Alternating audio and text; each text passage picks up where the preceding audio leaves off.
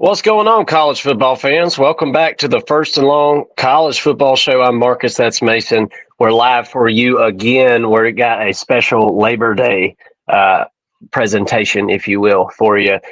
We've got all of our overreactions to Week 1. What was an awesome slate. We thought it would be a really awesome slate. Turns out we were all right. It was a bunch of really, really good games, really closely contested games. I won't say that some teams didn't look sloppy at times, and we kind of figured the offenses might take a second to get going, and that was the case. The defenses really shined in Week 1. Mason, how you doing, buddy? I know you enjoyed watching the football games because we watched them together at my house this weekend, or at least most of them. How you doing today, man? Hey, doing good. Like you said, exciting Week 1 for college football. It lived up to the hype. We had 3 top 10 matchups. All of those games were relatively close. At least, it was a 4-quarter game in all those 3 matchups. We learned a lot about the teams that were in those 3 matchups. I don't know that we learned a lot necessarily outside of those games, but ready to break it down with you and excited to get into it.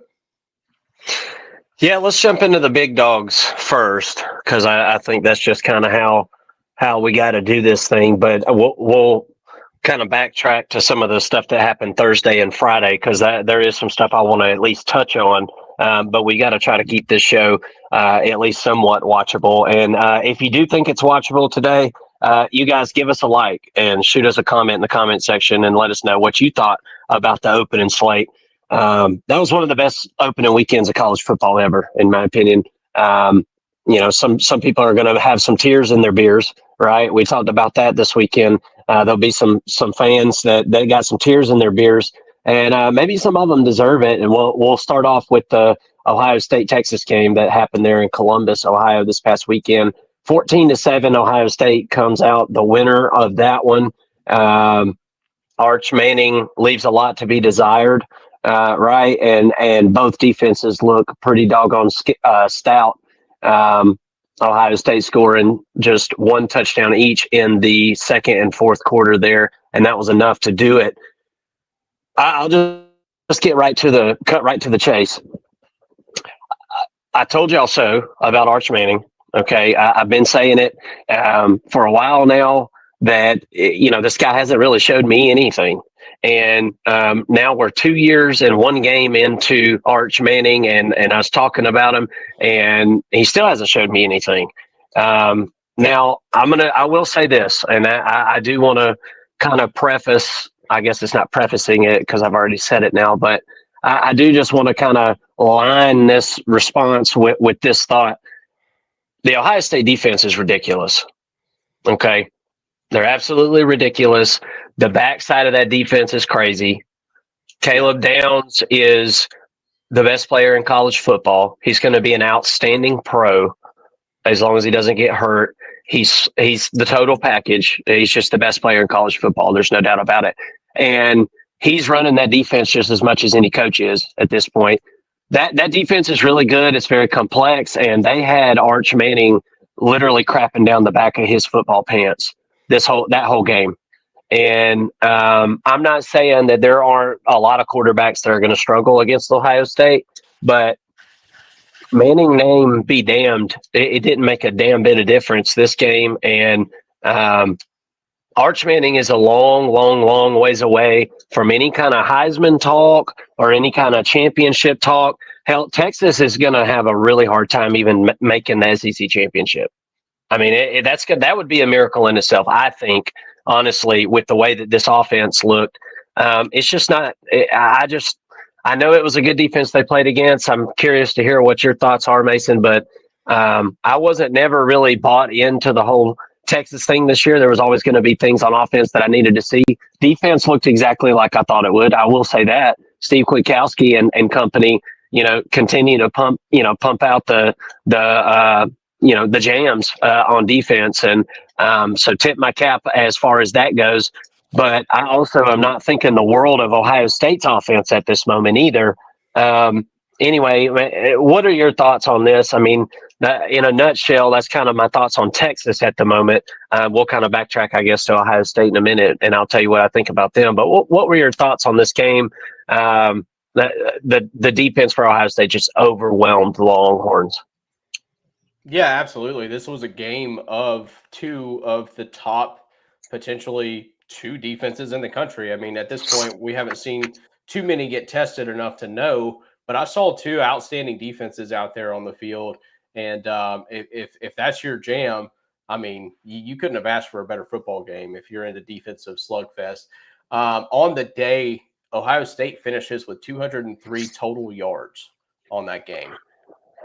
Yeah, actually got beat in that department because Texas ended up with 336. But to your point, best comment, I real quick, best comment I saw this weekend. I went back and watched the highlights a couple of times of that game, and somebody had made an extended highlight cut, and it was like 15 minutes, and somebody commented and was like, special skill to be able to find 15 minutes worth of highlights in this one. You absolutely. You could have done a 2-minute highlight and seen all the offensive explosive plays because there was about 2 of them. It was pretty wild. I'm sorry to interrupt, but I thought that was hilarious this weekend. Right on point. 100%. I mean, you can look at this a lot of different ways. You can look at this if you're Ohio State and say, hey, we just won a game against a top 5 opponent with 200 yards of offense, right? Our defense is going to be pretty good. We can slow roll Julian Sayin throughout most of this season and get away with a defense like this. And on the flip side, Texas can say the exact damn thing because they did it to an Ohio State offense, which has, the best receiving core in the country, I think, still at this point. Carnell Tate looked really good. Jeremiah Smith had a couple drops. It wasn't his best game, but Texas's defense stepping up and rising to the occasion, I think, is what's important here. Given there's obviously going to be a lot of talk about Arch Manning. Is he a bust? Does he still have time to develop? Of course, the answer is like somewhere in the middle, probably. But even with that, even if Arch Manning is a bust and he's an average quarterback, I think that's kind of his floor, is he's going to be an average quarterback, a run first quarterback. I think we know that he can be that archetype, a game manager, and that throws the ball 17 to 20 times a game. I mean, he could be that. His ceiling is obviously much higher, but even if he's just that, let's say he's at his floor throughout the rest of the season, Texas can still win 9 games. I mean, with that defense, there's no doubt in my mind that an Arch Manning who's not turning the ball over and who's throwing for 150, 200 yards a game, that can get it done with the defense like what Texas has. So I just don't want it to get lost in the Arch Manning hype, and everybody wants to talk about Arch Manning. I tend to be a little bit more apologetic, where I think he still has time to develop. He wasn't what we thought he was, what a lot of people thought he was.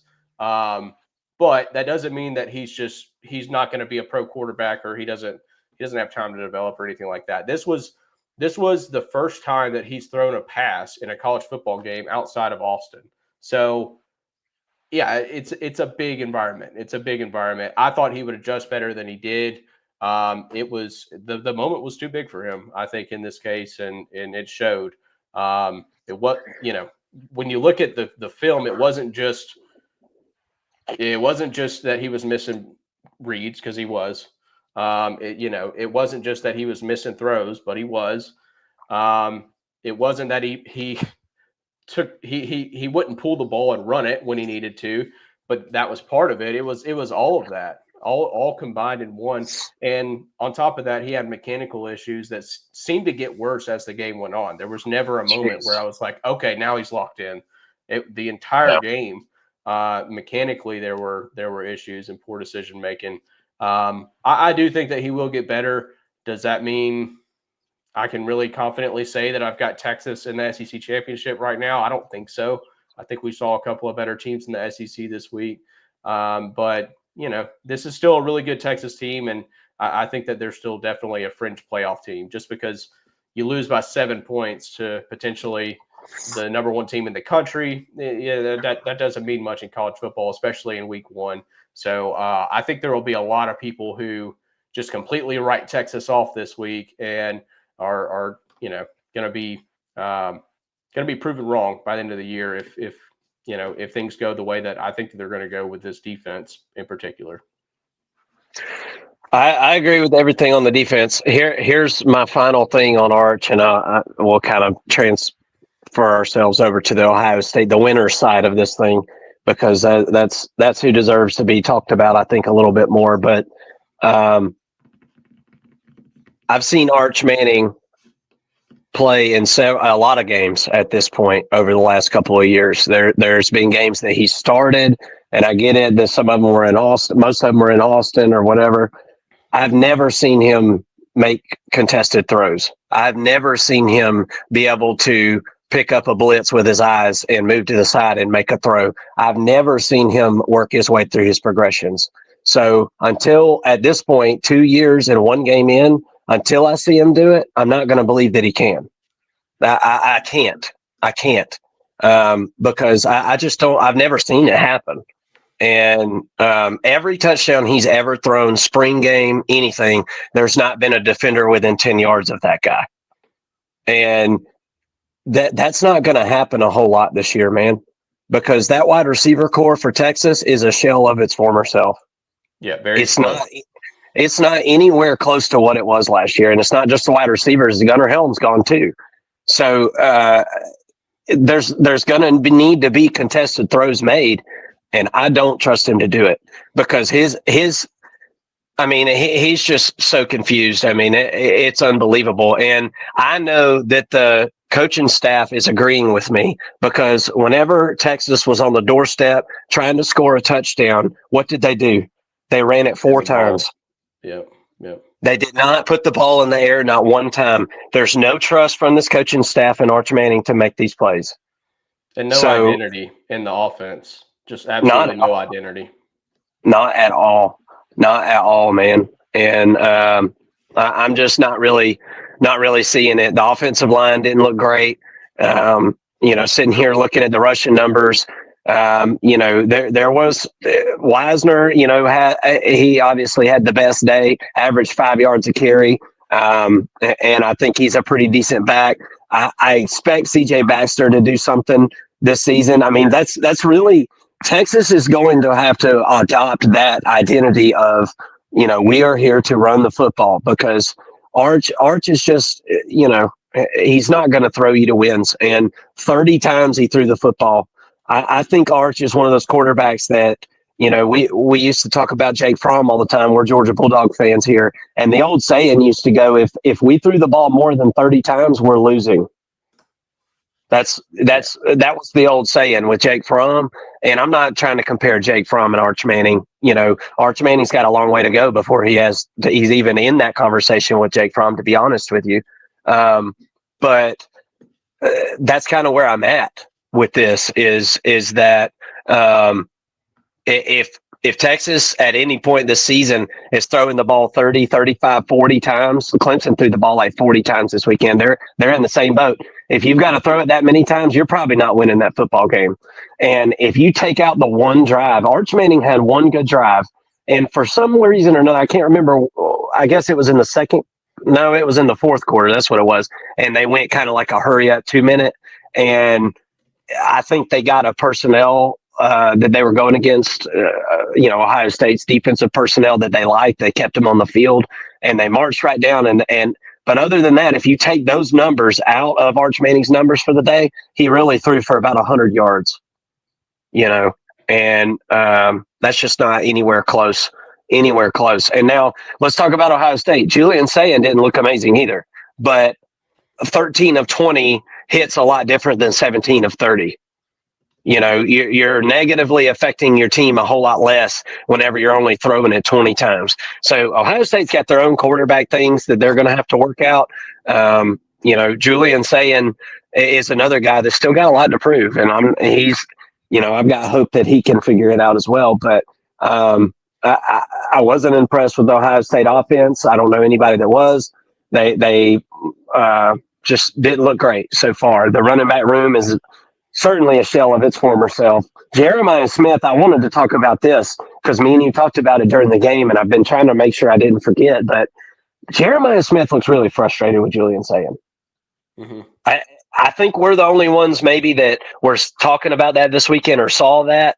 But Jeremiah Smith doesn't look super happy right this second. And now I know he had a rough day, but it was before the drops where he was already getting frustrated with Julian Sayin, throwing his hands in the air, and very clearly had a look on his face like, this guy's missing me, and so that's to be expected from a young quarterback. I'm not sitting there saying Julian Sayin, go to hell because you missed but there is a certain level of frustration building up, I think, with Jeremiah Smith already early in this season. So makes me wonder what was going on in camp. Carnell Tate was the guy that you really talk about in this one.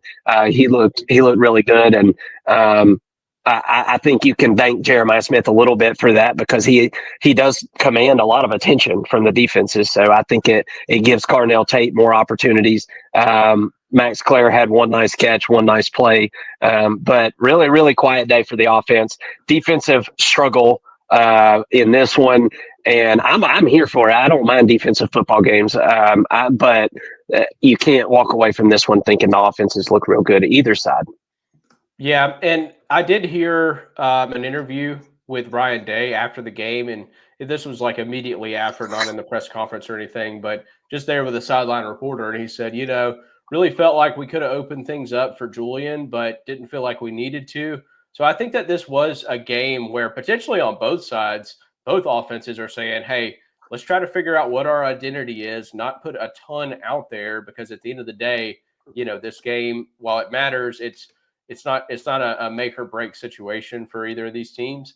So I do think that there is an element to that could have gone on here.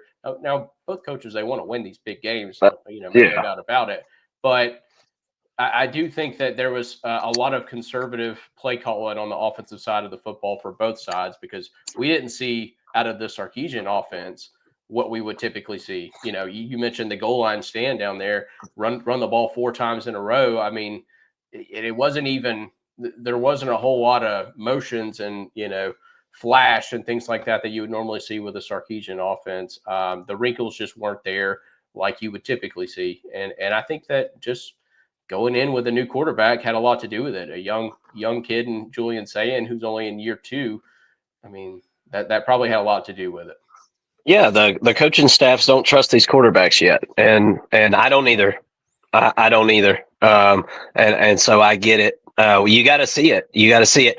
Last thing before because this will actually be a recurring thing throughout this, and going for it on all the fourth downs. I don't know what these coaches are thinking. Texas treated the first part of this game like it was a video game. Like, I'm not going to punt because we're just playing a video game, and it's like, I just couldn't for the life of me understand it. There was 21 total points scored in this game, and neither one of these teams could give it 2 damns about flipping field and getting field position. And I think that is just stupid. Take your threes and play field position, man, because there's no telling what could have happened in this game if Texas would have done that. It was that close of a game. This was literally a game of inches, this one. So there's no telling the effect. Maybe you back them up into their own end zone. Maybe they mess up on the kick return and you back them up into their own end zone. And then you get a safety like what happened to South Carolina, last night in that game. And then you get the ball punted back to you and you don't know what can happen. You can't just play these games like, we're so good on offense that we don't even have to worry about punting on. Well, you know what? Texas sucked on fourth down this past weekend, and I think they deserve to lose this football game just on that premise alone. Going for it on fourth down over and over, man, I don't care what the numbers say.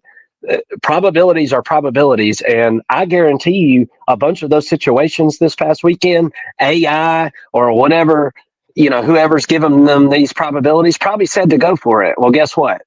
It bit them right in the ass this weekend. And all the Texas Longhorns fans, I I appreciate, how big of fans a bunch of them are and everything, but they've been complete buttholes on the internet for the last 10 months. Okay. And they all just need to chill out for a minute and let this Texas Longhorn team settle itself out, because I'm telling you, man, there was a lot to be desired on that offense, and a lot to be desired for an offensive minded head coach and a guy that's been in your program going on 3 years now at quarterback. That was pretty bad, man. That was pretty bad. And not to mention you had all off season to get ready. So, not good, not good. But I will say this, and this is something that'll be recurring through today. Week 1, nothing is as good as it seems, and nothing is as bad as it seems. Those two things I always seem to be true to me coming out of week 1. You can't get too crazy with it, but I mean, you got to just be completely embarrassed if you're a Texas Longhorns fan after that development out there on the field where you just poop down the back of your leg. All right, let's keep going, man. That one was disappointing for some. Congratulations to Ohio State, though. You should be able to poke your chest out. Won a national championship, then got a top 5 win. Just playing big game after big game here lately. So congratulations to the Buckeyes in that sense. They do deserve that kudos. All right. Let's jump into the Alabama stuff while I'm on a roll and feeling super negative about teams. I'm in tear in my beer mode. So I'm talking to the people with tears in their beers, and there's beer cans full of tears in Alabama this weekend, Mason, because those poor people out in Alabama, they don't have anything else. Okay. Have pity on them. They don't have anything else. Some of them are Braves fans. That's been painful this year.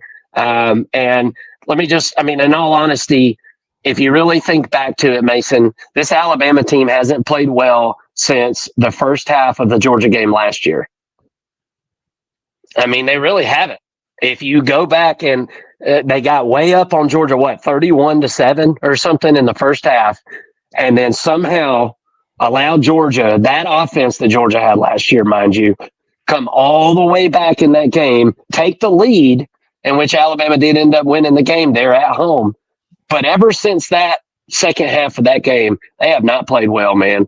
And this was another one of those weekends where they didn't play well. They went on the road. They specifically haven't played well on the road through that stretch. And this was one of those times, man. Florida State absolutely just reared back and punched them right between the eyes. And Alabama didn't have no freaking answer. And it was that type of beating, too. It was one right here. And Alabama couldn't do a damn thing about it. They couldn't do a dang thing about it. They beat them at the point of attack, out-physicaled them, and Alabama, their defense flat out just couldn't tackle anybody. I hadn't seen it. I hadn't seen anything quite that bad from the Alabama defense in a while. So I'm really, for Alabama fans' sake and really for Kalen DeBoer's sake, pretty worried about the state of the program over there, to be honest with you. Ty Simpson, 23 of 43 in this game, 254 yards. And the final, obviously, on that one was 31-17, by the way. Florida State wins. You all know that by now. But Ty Simpson, 23 of 43, 254 yards and 2 touchdowns. If you talk about those numbers, that's not super efficient, 23 of 43 in itself. But 254 and 2 touchdowns doesn't sound too bad. But going back and watching this, because I fell asleep for about an hour of this game, or on and off. I was nodding in and out. I had been drinking beer all day and eating barbecue. And but going back and watching it, Ty Simpson, man, he's another one of these guys that's been in the program for a little while, and it's like he still ain't ready. He's certainly not a championship caliber quarterback. Not right now. And can that change 8 to 10 games into the season? Yeah, he can evolve. Any of these guys can evolve, of course. Anybody can get better over the course of the season. But there's a lot to be done here, man. I mean, lots of double clutching going on with the football. Very, very hesitant. Very clear that this offense isn't ironed out right now. You do obviously have some, highlights or high water marks of the offense with Bernard. He had a good day, but Ryan Williams looks a little bit lost right now. Even I just pretty disappointed in what I saw from Alabama, a team that a bunch of people picked to win the SEC and the national championship. I'm not saying that there's no chance any of that can happen at this point, but I think that it's a fat chance in hell at this point. I mean, yeah, I don't see it happening. Just being honest with you, I think on this one. I think a lot of people are going to look at Alabama, and I'll start there, but I do want to talk about the winner of this too. I'm being negative, man. I don't know why I'm being so negative today, but I am. We'll circle you take back. The winners, I'll take the losers. How about that? Yeah, there you go. Yeah, I'll be whole optimistic Nancy over here. But no, we'll start with Alabama because this is what everybody's going to look at. Everybody's going to see the stat line, if they didn't watch the game, and it's going to look like Alabama just got absolutely dominated in this game. If you see. If you look at the stats, and that's because they did get absolutely dominated, and that is not characteristic of an Alabama team in general. When you look at Alabama, they still have one of the most talented rosters in all of college football, and it's not really that close. They're up there in tier one from a talent perspective. What we saw on Saturday out of Alabama that we haven't seen from them in 15 plus years is a lack of character and a lack of discipline and a lack of hustle. There was no fire, passion, and energy or any of that going on over there in Tuscaloosa or in Tallahassee for the game for this one. And they got beat up front. I think that was what was most surprising was not just the fact that Florida State beat them up front, but how badly they dominated them. Alabama's leading rusher had 31 yards. I mean, they ended up with 87 yards rushing. That is an absolute bludgeoning.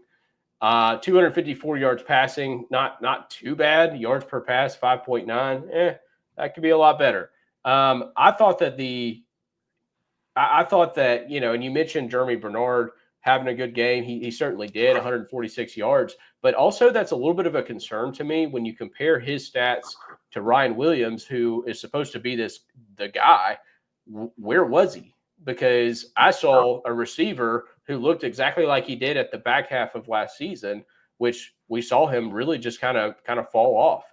I didn't see any progression since then. I didn't see the Ryan Williams that I saw in weeks 1 through 4 last season.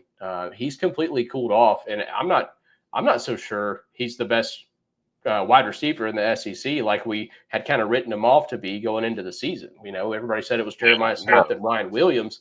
I'm not seeing that. Things really have to take a turn. They were lining him up in the slot, which was a little bit weird. I understand he may be a slot receiver at the next level, but here in college football, he's still one of the best receivers on that roster. I don't know if lining him up in the slot is necessarily the best move because he does not look like a confident receiver catching the ball over the middle. He looked very hesitant, and that's not exactly what you want out of that slot position. Very disappointing from the Crimson Tide. I think if you were on the fence about whether or not the dynasty was over, I think you're finally over that fence now. I do think that Alabama is a team that is going to be looking for a new coach here before too long, if they're willing to pay the $70 million buyout to get DeBoer out of there. I really do think it's that bad. I think we're sounding the alarms on the Crimson Tide right now. They didn't look physically like they were in any type of good shape. Caden Proctor still rolling out there at 370 pounds, thinking he's going to get it done at offensive tackle. That's not – you can't do that. They don't do it in the NFL, right? The tackles aren't that big in the NFL. They're slimmed down a little bit. You're not special. You're going to have to lose some weight. just overall, they didn't look as physically demanding as they have in years past. Moving on to Florida State, Mike Norvell gets it done, gets it a signature win, a marquee win, a much needed win after only finding 2 of them last year. I think you really have to step back. As negative as we just talked about Alabama, they are still a team with a top 5 roster in college football. They still have the dudes on that side of the football to make a splash, especially when they're all playing together. They weren't this weekend, that's for sure. But Florida State last year, they would have got beat by that Alabama team by 20 points easily. So this was a huge improvement for Florida State. And Florida State fans should feel very comfortable heading into this season because I saw playmakers out there, right? I saw a defensive line that was hungry. I saw a running attack that I haven't seen since the 2023 season out of Florida State. Really like what I saw out of the freshman Kruma, however you pronounce his last name.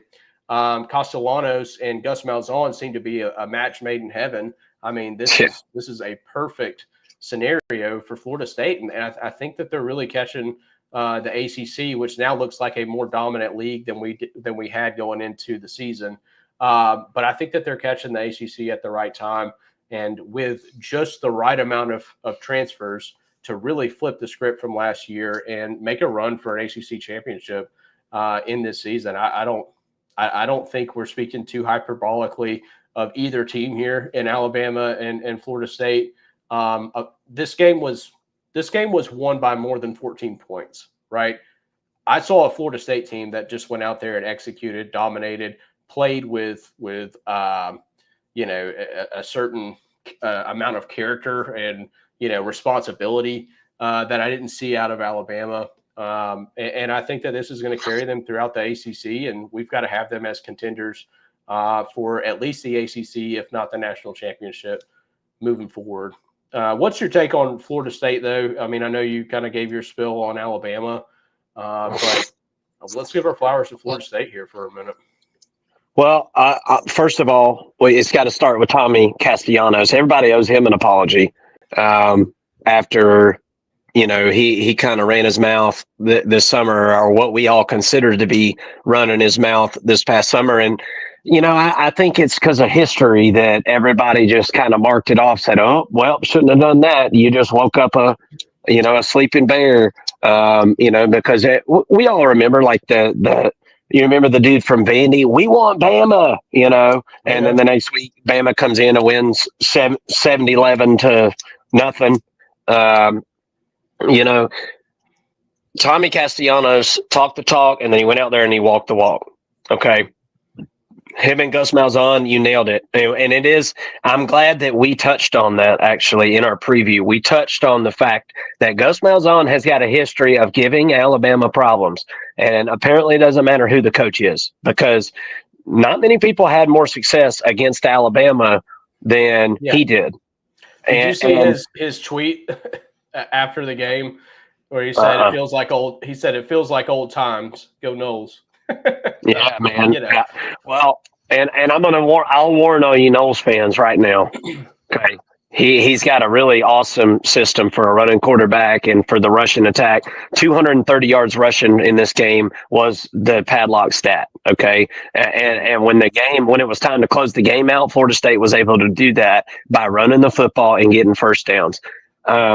There will come about 2 or 3 games this year where a defense will have that offense pegged. It will happen. I'm telling you right now. It happened to him at UCF, happened to him in Auburn. There is certain defensive minds out there that have an answer to these questions. Kirby Smart was one of them typically, minus like one time. So it's great. I think it's a really good fit. It's exactly what Florida State needed right now. They're not playing in the SEC. They don't play SEC teams all year. They play ACC teams all year. And Florida State is going to be in good shape, I think. I think they're in really, really good shape. Just looking ahead real quick to their schedule, they're going to finish up. They've got Miami, Clemson, and Florida on their schedule. Outside of that, they ought to win every game. Pitt could come up and sneak up on you, maybe a Virginia Tech, an NC State potentially, but I feel pretty good about this team at least winning 9 games with the way that they played. But when you talk about matching up with you physically and being able to stop the run, defensive line like Miami could probably do that. Defensive line like Clemson could probably do that. We'll have to wait and see with Florida, but there is some potential out there, some physical teams left on their schedule. This was a huge first win, though, for them to be able to get to that 9-win mark, and probably going to need 10 wins at least to, if you don't win that ACC, to make it to the college football playoffs, which of course is their hopes for this season. Well, from what I saw from Clemson and what I saw from Florida State, I think Florida State can compete with Clemson. I certainly think that they can, and I think they can compete with Florida. So are they going to win all 3 of those tough games? Probably not. Probably going to lose one of them. But as far as so far this season, 1 game in, and knowing what we know, which is limited knowledge, we all have the same sample size here. Tommy Castellanos is on my list of dudes of the week. It's John Mateer, it's Caleb Downs, it's Jalen Daniels from Kansas, and it's Tommy Castellanos is on that list.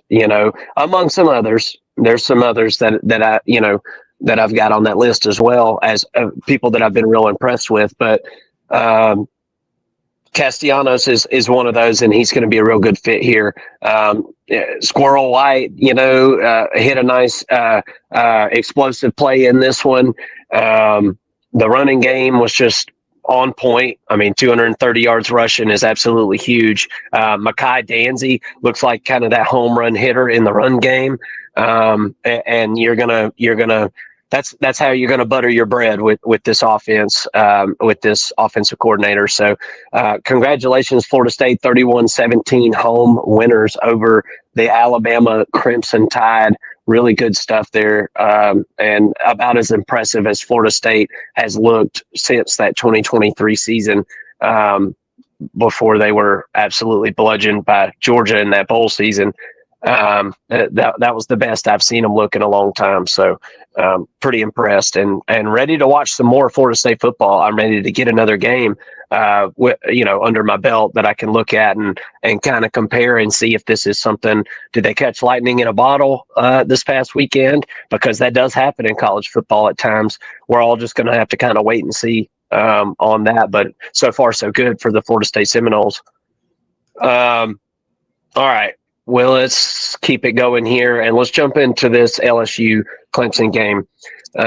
It was the fight for the Death Valley, right? It was the fight to see who has the real Death Valley. And I loved Garrett Nussmeier after the game. The reporter got to him, there in the middle of the field and said, "Hey, which one is the real Death Valley?" And he said, "Oh, I don't know about any of that." He said, "I'm just ready to go back to my Death Valley."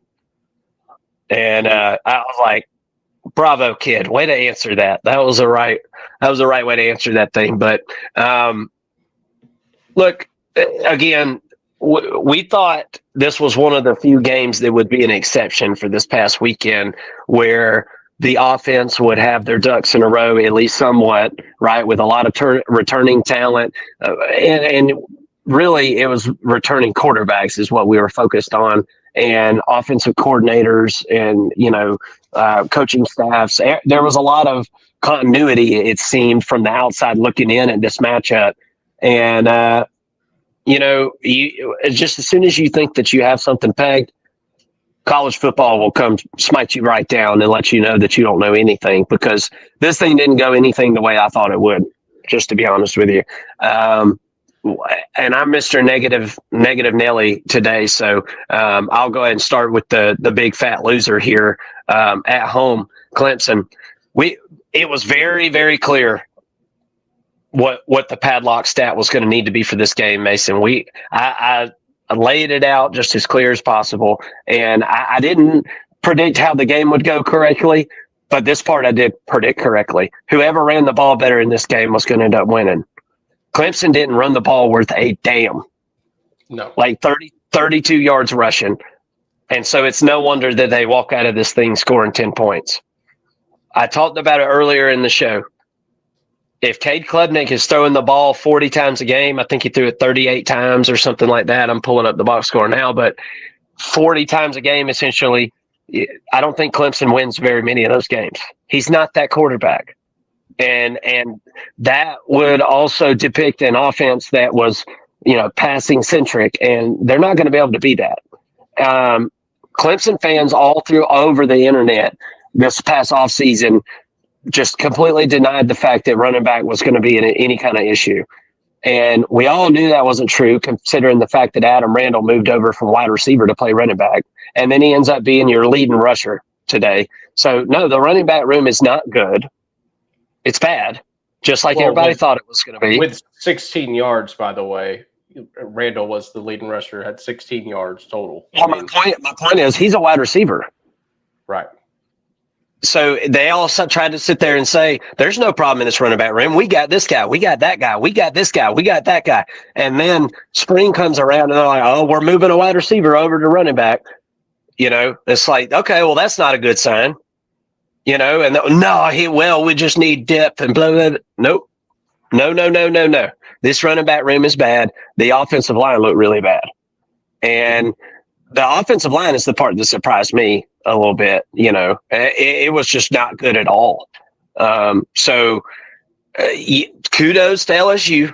I think that their defense is improved. We watched this defense all year last year. We actually, it was a thing last year on this channel. We had their stats, running stats we had 2023 on one column. I don't know if you remember this, Mason. And then we had 2024 on one column. And we were keeping track of it throughout the year because they had a bunch of big games. So we watched LSU a lot last year.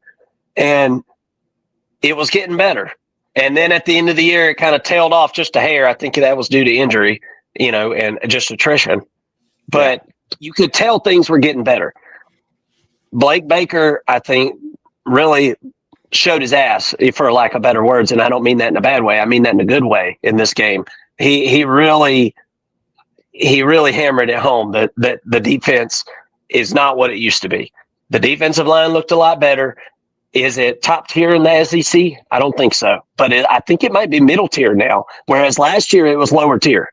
There's zero question about it.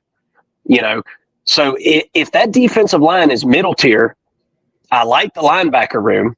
It looks like the secondary is a little bit better. Still a question to me, I think. I still think they're untested.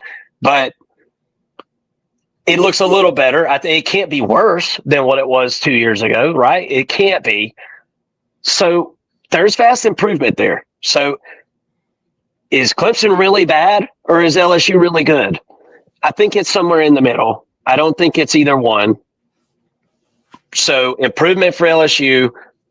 Clemson still is just kind of struggling, I think, they run a system in which they've been running for a while where they pretend that they have premier athletes at every position. And Clemson doesn't have premier athletes at every position in today's college football. They won't adapt. They go get 3 or 4 players out of the transfer portal just to shut everybody up this past season. One of them, I think, actually contributed. And it's like Dabo don't want to conform to what's going on, like paying the players. I heard somebody say this earlier today. Dabo a few years ago said, if they ever pay these players, I'll just quit. Well, you know what? You might as well just quit, I guess, because you're not recruiting in the top of college football. You very clearly don't have a top tier athlete at Clemson.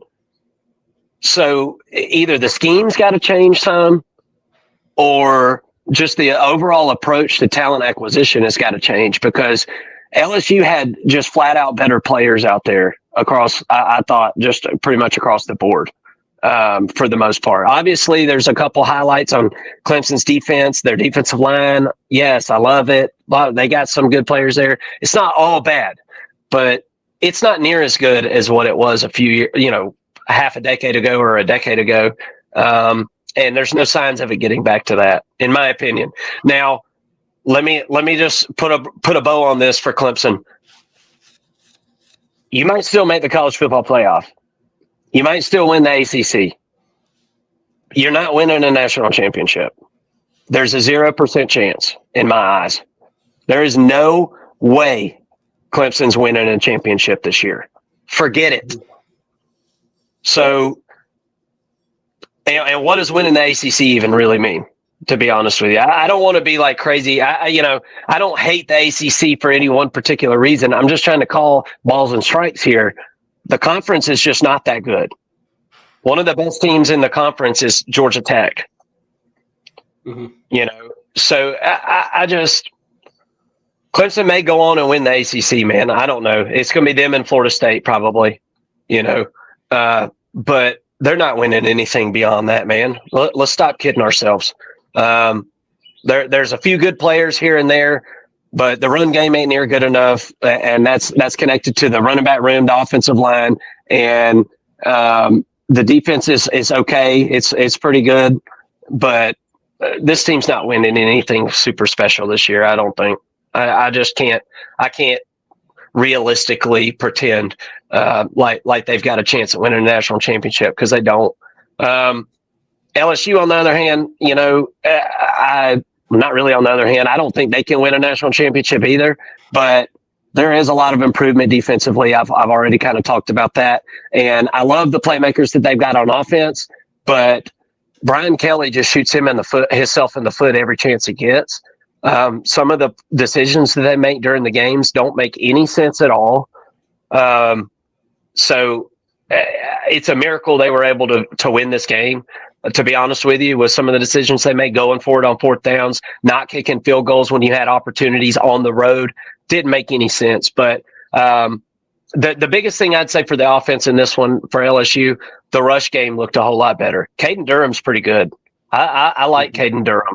We talked about him last year. We liked him last year, and then he got hurt and battled that injury. I really do like the fact that LSU's able to run the football, and I think it should balance out their offense as the year goes on.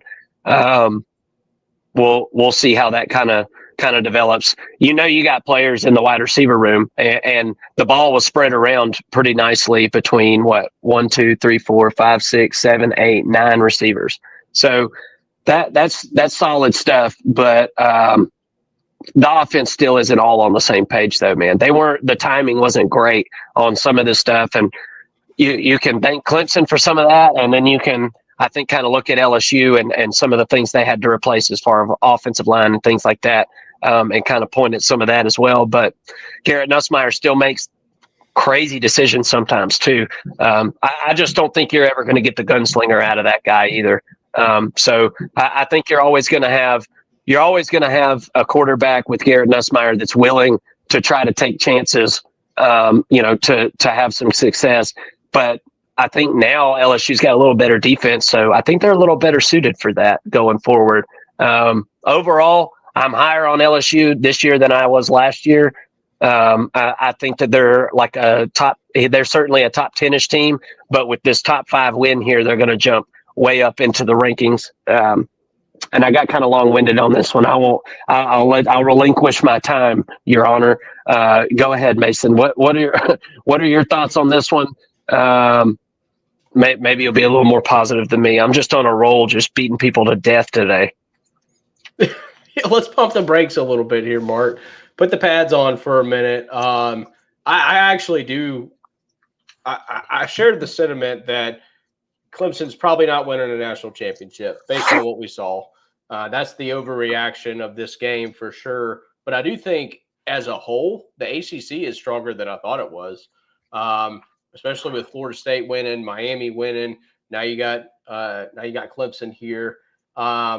There's realistically, you can look at this and say, Clemson may not be one of the top 2 teams in the ACC even after week 1. But does that mean that there's a national championship contender in the ACC? We'll have to wait and see with Miami. I think we still have to wait and see with Florida State. But no. Ultimately, I do think that I do think that the ACC though looks like a better conference than what I would have said a week ago. 100%. And looking at this game, we went into it saying Clemson's got a shot here because they've got a more experienced offensive line, and they're going up against an LSU defensive line that's had, let's face it, a lot of holes in the past couple of years.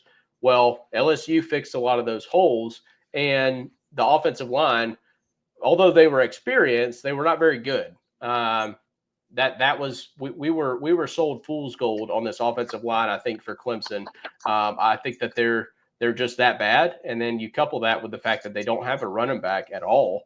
They got wide receivers in there playing running back, and I think that this rushing attack is on high alert for Clemson moving forward. I don't see them being able to contend for a national championship because of that. This is a team that's supposed to be led by its offense. And when one aspect of the offense is not clicking, it's going to be really tough for you to move the football on a lot of these teams that Clemson's going to have to face for the rest of the year. So disappointing for Clemson. I do think that a lot of people's brackets are already busted. People who had Clemson in the national championship or winning the national championship, don't see that one coming to fruition. And then on the flip side, though, I do think that LSU has a chance to win the Natty. I do have them after week 1. I think that they are my favorites to win the SEC based on what I saw in week 1. A lot can change. A lot of these teams weren't tested. Georgia wasn't tested. We'll have to wait and see what Florida brings to the table. I think Oklahoma still has a lot to show. But I do think that LSU is a team that I've got in the SEC championship right now, if you were to ask me to predict it right now. And definitely a team that could make a run for a national championship as well. Yeah, I think it's possible. I think it's possible. I think they're a playoff team.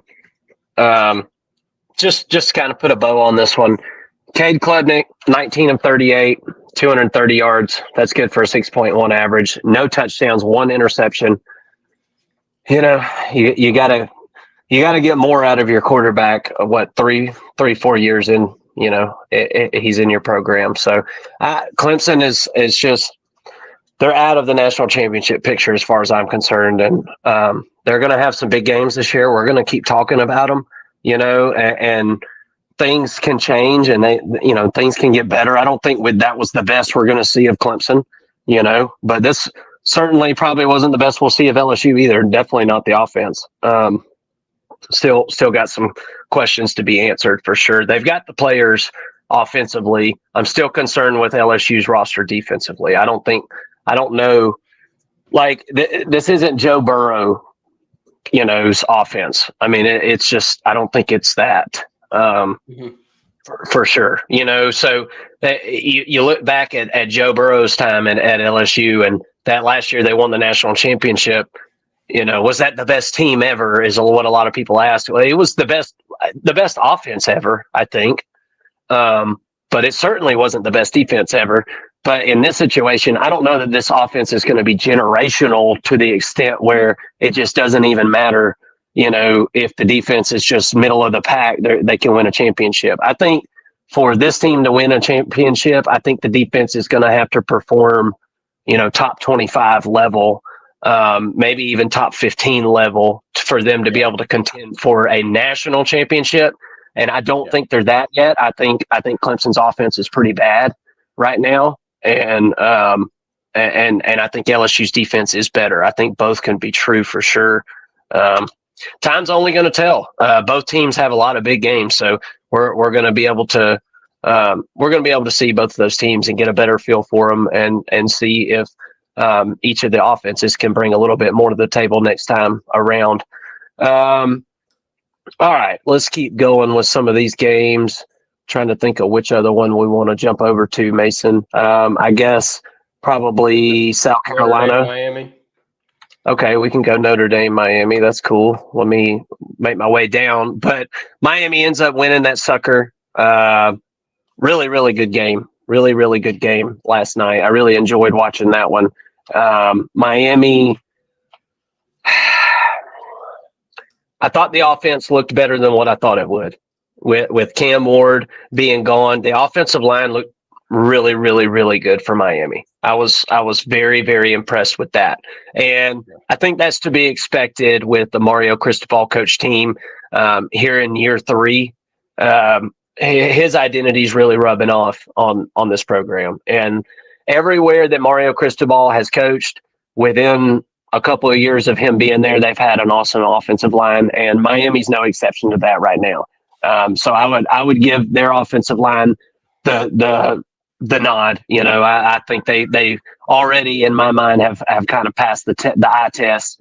Carson Beck I thought looked really good, and Carson Beck looked like what he looks like whenever he gets plenty of protection. And if you give him plenty of time, he will work his way through progressions, and he will allow guys time to get open, and he can make any throw on the field. We knew that. And so that's exactly what happened in this one. Notre Dame wasn't able to fabricate a ton of pressure on him. And that's going to be kind of the mantra for any team going against Miami this season is going to be, can you or can't you get after Carson Beck? And if the answer is that you can, you're going to have a chance to compete, if you have the Jimmies and Joes as well. But because Miami's got some dudes now, don't get it twisted. But if you can't get after the quarterback, it's going to be a long day. And this offense is going to do its thing. I consider Notre Dame's defense to be pretty good. Did not realize until this game how little depth that Notre Dame has got at cornerback right now. So that's something to really kind of watch out for this season for Notre Dame, because if one starting corner goes out, then it's a true freshman stepping in, and that's pretty interesting. So that's going to be something that we'll all have to kind of keep an eye on as the season goes on. Continuing on the Miami thing, I am still concerned about the back end of this defense. I don't think all those problems are fixed. Have I seen enough to make a definitive judgment based on this one game? No, I didn't. Carr threw the ball 30 times, 19 completions, 221 yards, 2 touchdowns. One of the touchdowns was one of those like Stetson Bennett plays where he runs around, and then finally somebody gets open. So, kind of hard to blame the secondary on one like that where a dude's scrambling around for 6 seconds and then throws the football. Hard to cover somebody for that long. But I'm just not sold on that aspect of this team yet. But for all intents and purposes, Miami's a contender. I mean, they're a contender for the national championship in my eyes. But they haven't passed all the tests. But who has at this point? Nobody's passed all the tests yet. We're 1 game in. Some few teams 2 games in. So I was impressed. Notre Dame, on the other hand of that, they're young in some areas, and it showed. But I'm not backing off of my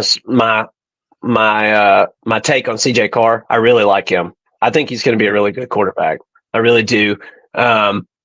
He was put in some tough situations in this game, and I really like the dude's moxie, and the team really likes this guy. I can tell, and I think he's got a really, really bright future. Tough first game to come in and play, and they were right there till the very end, man. I mean, so and to be honest with you, up until the very end of the fourth quarter, there had outscored Miami 17-3 in the fourth quarter until that last field goal. So Miami has not played well in the fourth quarter in a while. Just for anybody that's actually paying attention, Miami hasn't played well in the fourth quarter in a while. Allowed Notre Dame to jump back into this thing, and it almost bit them in the butt. Notre Dame's not as good as I thought they were, Mason. Right now, at this point in the season, can they get to where I thought they would be? Yes, I think they can. I think they can. I think it's going to take game reps, and but I think they can be as good as I thought. But are they a national championship contender this season? Right now, I'm going to say no. But I think they could claw their way back into those into that group of teams in my mind. What are your thoughts on this one? Well, I think you kind of touched on some of the specifics of this game. I think you're spot on. Carson Beck looked great. I think that he has some receivers which were doubted going into this football game. After losing Restrepo, there was another receiver that they lost. I think it was their top 3 pass catchers, if I'm not mistaken, that they lost. They lost their top 4 from last year. They only had 326 receiving yards returning from last year in the receiver room. Yeah, but I liked what I saw out of JoJo Trader. I thought that Tony had a good game. Looks like they found a couple of dudes that are going to be able to pop off for them this year, especially if that offensive line is doing what we think that they're going to do and what they did in this game, and in stopping a pretty stout Notre Dame front seven. They're a little bit young up front, but I do have a lot of respect for them and the defense on the defensive side of the football, and in particular in that front seven. But you were right. I mean, you were spot on. Notre Dame had an opportunity to come back and win this football game, and I thought that they were going to for a minute. I thought this was going to be another Mario Cristobal blunder that he gives up in the fourth quarter. And had it not been for a very fortunate interception that the Hurricanes got on one of the last drives of the game for Notre Dame, we might be talking about this game completely different and talking about these two teams completely differently as it stands right now. That was a crazy play, man. That was wild. That was wild. I mean, gets tipped up a couple of times and then a freaking player's foot kicks it into the air even higher. That was – I don't know if I've ever seen anything like that, especially in a top 10 matchup. That was insane. Miami, I think, is going to be pretty good. I do want to see their defense get contested a little bit more. In comparison to some of these other games that we talked about, when you go and look at Notre Dame's schedule, they really could not afford this loss. They just couldn't. They get a bye this upcoming week, much needed, a weird week, week 2 bye. But then they got to go. Then they've got Texas A&M coming to them, right? At home, and their season is on the line. After that, they've got Purdue, Arkansas, Boise State, NC State, USC. I happen to think that USC might be ranked by the time they play them. Boston College, Navy, Pitt, Syracuse, and Stanford. Not a lot of wins. No conference championship, obviously, for Notre Dame. There's not a lot of key wins on this schedule for them to roll up to the party and say, hey, we got 10 wins, let us in. I don't know, man. If you don't beat Texas A&M, you might be done. Now, if your first 2 losses are early in the season, I think that the committee has shown to give a little bit more grace.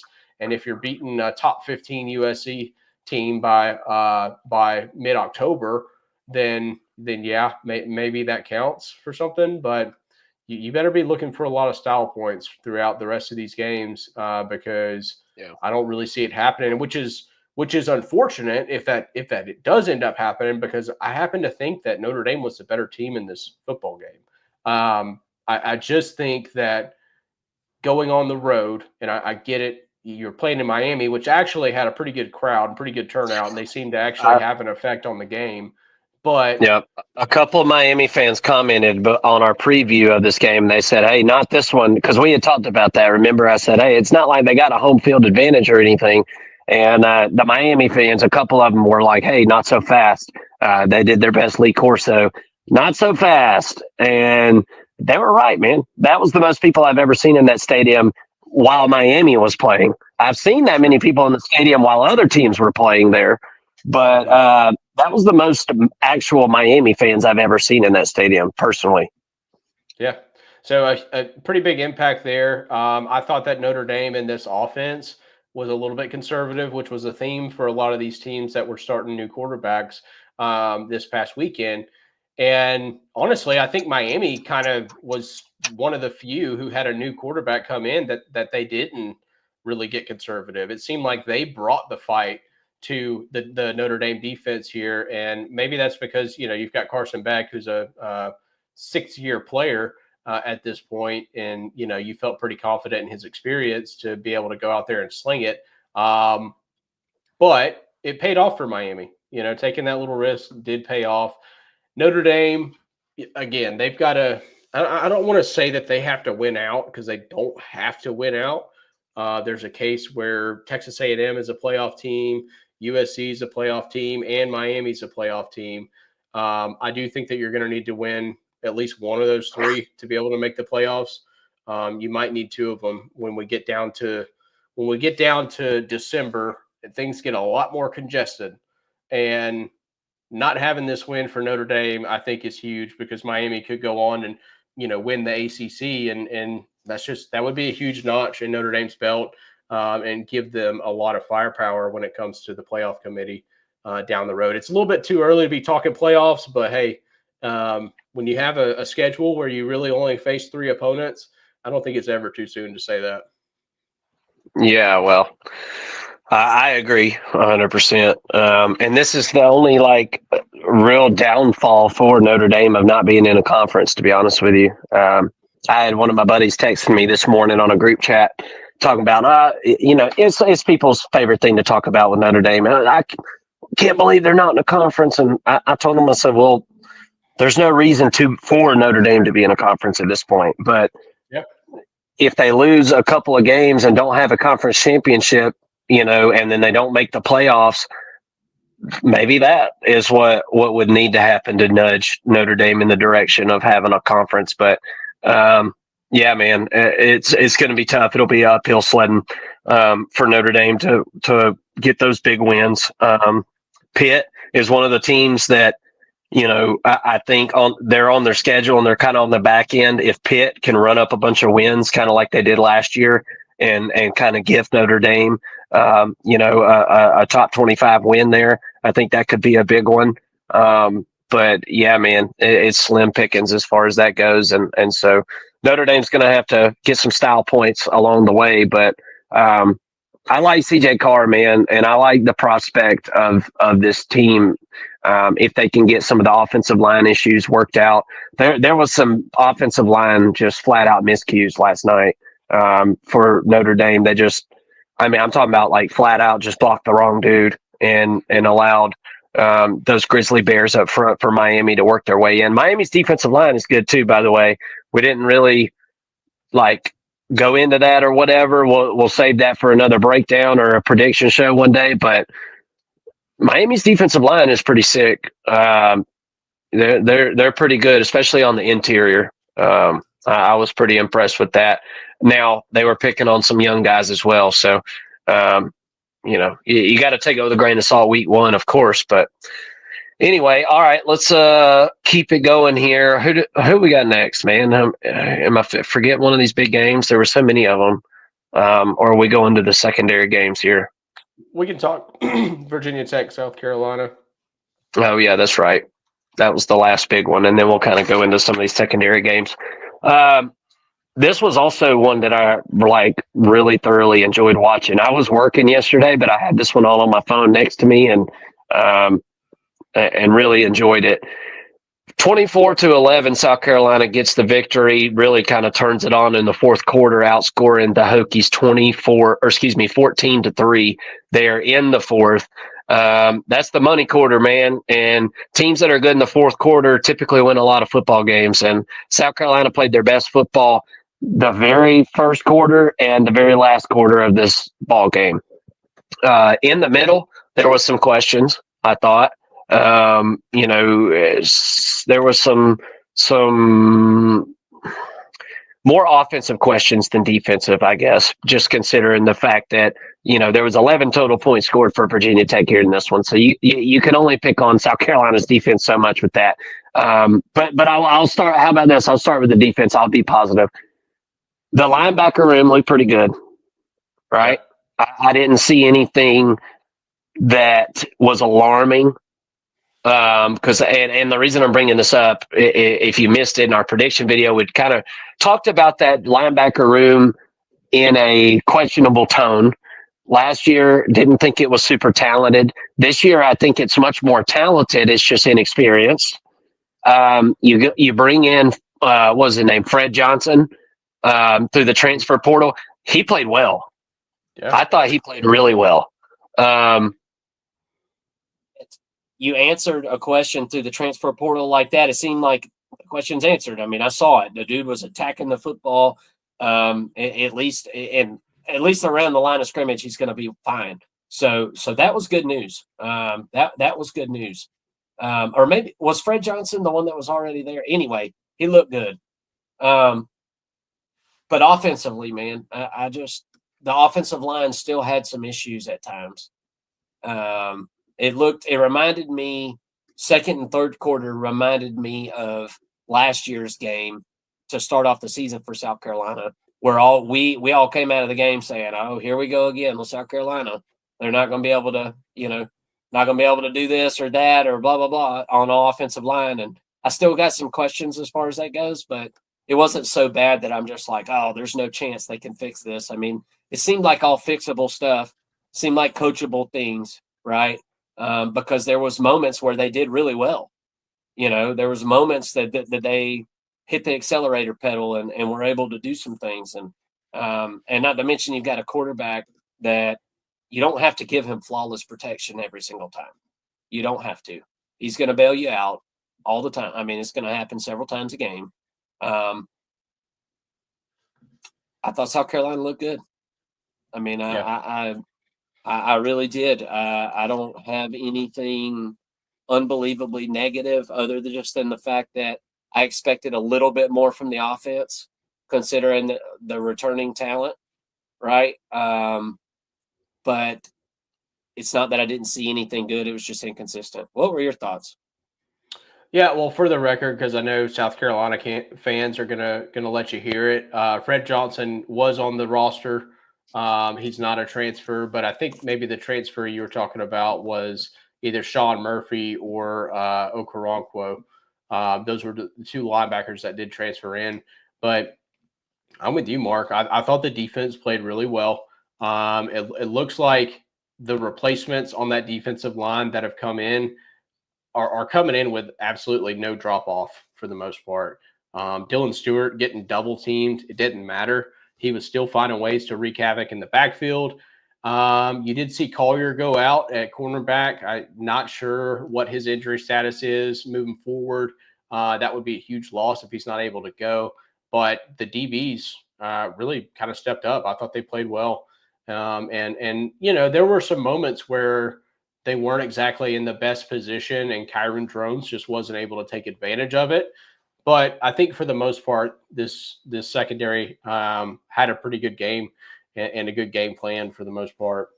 On the offensive side of the football, I think the big takeaway from this one, just based off of what we saw out of week one, is that Lenore Sellers could 100% win the Heisman.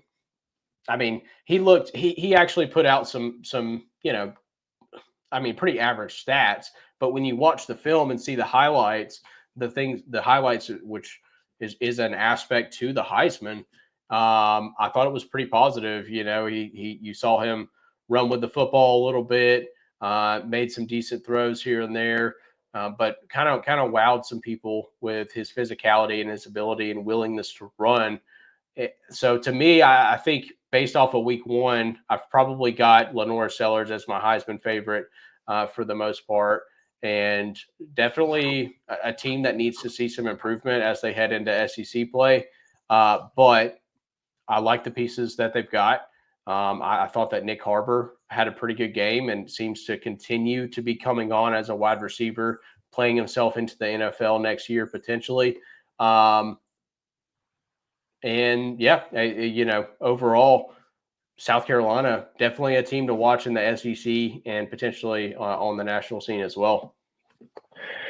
Yeah, I thought Oscar Attaway looked pretty decent running the football. That was good to see. Got to see Faison a little bit. 7 carries for him, 5.7 yards per carry. I'd like to see him be able to tote the rock a few more times in this one. But Lenoris obviously had the rushing touchdown, which helped. Yeah, man, I want to see a little more continuity from the offense. Nick Harbor did have one drop that kind of hurt, but for the most part looked really good.